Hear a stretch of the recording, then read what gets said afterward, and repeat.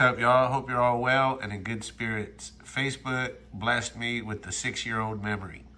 This is the very first time I ever tried stand-up comedy. Talent is just have really supportive friends, so don't get your hopes up. As mentioned, this is my first time on the stage. I've never done this before. It's not a New Year's resolution to be a comedian. I'm just trying to get through my bucket list before January 20th. I think that was supposed to be the end of the world. However, I really dig the dress code for comedians, so I might stick with it. It's very lax. I don't prepare well for stuff, so I didn't take a lot of time getting ready for this. I'll give you some examples. I was challenged to an open water swim 2 years ago, so I accepted the challenge, and then I Googled open water swim. I found out I was swimming from Alcatraz to San Francisco. My cousin watches a lot of TV, so I asked him what I should do, and he said in the movie they took cold showers, which is actually pretty good advice. So I took a lot of cold showers. And on race day, I showed up at the pier, and I saw 800 beautiful people in wetsuits, broad shoulders, flat stomachs, just the epitome of health, and with fancy open water goggles. I was leaning against one of those pier poles in cutoffs, with a leather belt holding up my shorts, a buckle, flip-flops, eating a donut.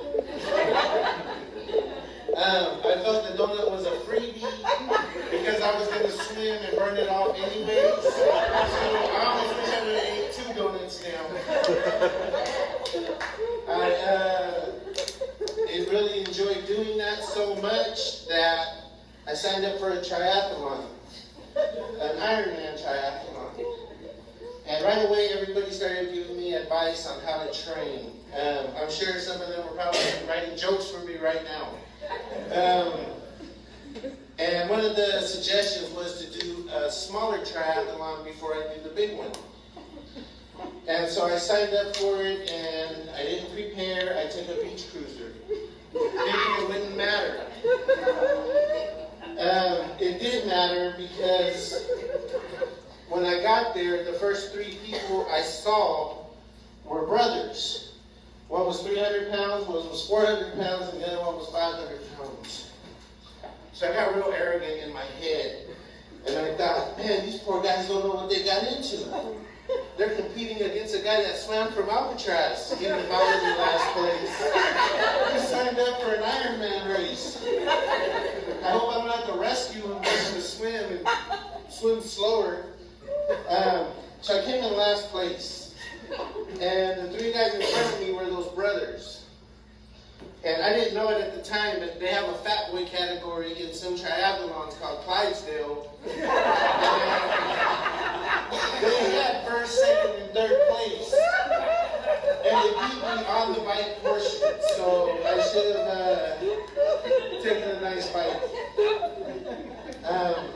But seriously, since it's a comedy club, I think I owe you guys a joke, and I don't know how the clock works.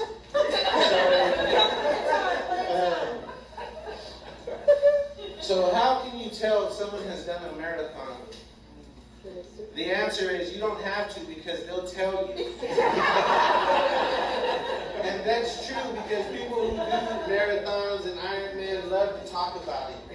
Everyone I know is sick and tired of hearing about my Ironman and my swim.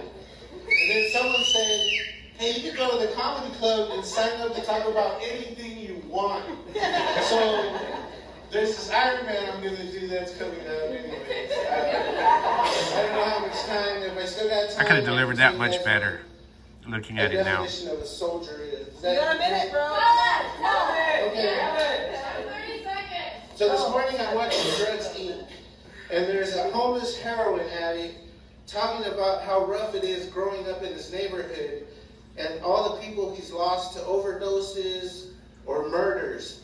And then he pauses and he says, And that's why I thank God every day that nothing bad has ever happened to me. And I'm like, you're a fucking soldier, because if you're homeless and a drug addict or heroin, nothing bad's ever happened.